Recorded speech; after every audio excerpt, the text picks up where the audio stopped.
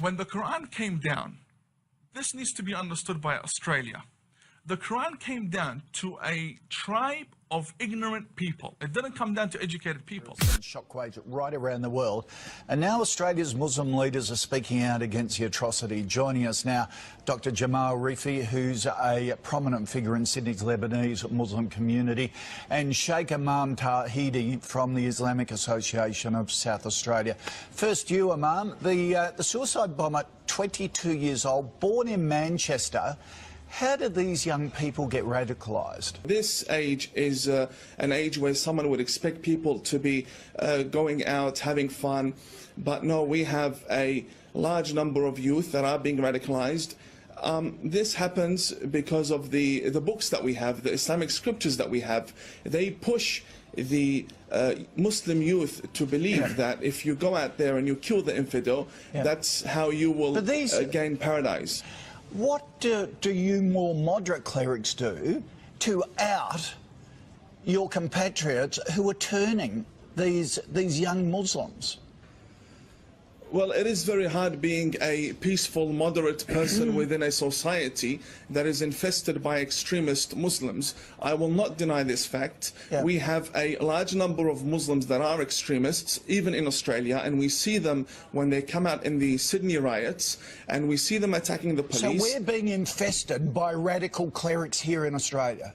Yes, clerics and followers as well, and I've said this to many government authorities, and I'd like to show you something.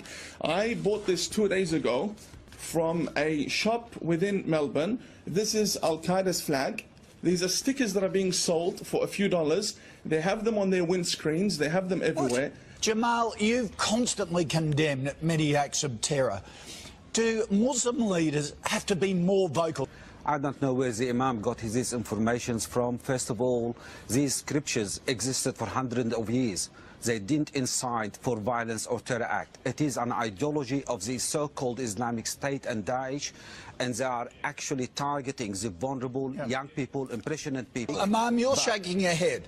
Is there a disconnect between Muslim leaders? I disagree. I disagree. We have a situation where there is a month doesn't go by without a terrorist attack happening somewhere around the world. And for the past 1,400 years, we have had a religion of war. It's not something I'm imagining. These are facts. We've had many wars. How did Islam spread from Saudi Arabia down to Indonesia and Bosnia? All spread by the sword. We had many wars. And for someone to come and say these Islamic scriptures have nothing to do with it, I mean, that's against the facts. That's not true. The Islamic scriptures is exactly what is pushing these people to behead the infidel. Let me tell you something. The people that are beheading, that the person that killed the young girls in Manchester did so believing he was going to dine with the Prophet Muhammad that very night. And that is because the Islamic scriptures... That's not true. There is nothing in Islam that will justify... Do not lie to the Australian nation. Listen, we have there is in our nothing books in the Islam teachings that will justify killing innocent people. to behead people and to kill and massacre people. You cannot sit there and lie to the Australian people. Wait a second. I came here believing that you are a moderate person. Do not lie to the Australian public. Reply to Jamal. I never lied in my life. I've always said what I believe in, and what I believe in is the truth. Now, these suicide bombers, that what we saw in Manchester, everyone would know in the Muslims community that he is not going into heaven, he's going to hell. He just killed innocent people, let alone children. It is a horrific act. We condemn it, we are against it, and there is nothing in our religion will support killing of innocent people. Full stop. Okay. All right. Thank you for you both, for your time this morning. I appreciate it. Thank you. God bless you. Sam, just...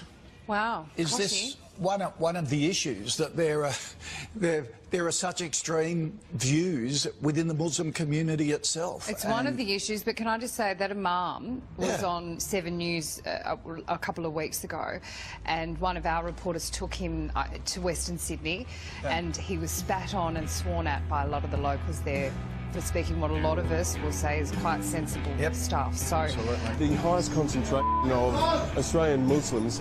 الله عليك يا خنزير. Thank you. يا خنزير يا كلب. What does that mean? It means may God curse you, you pig, you dog. There's a fundamental religious background that they've been nurtured with on a daily basis in their homes, that we are not like them.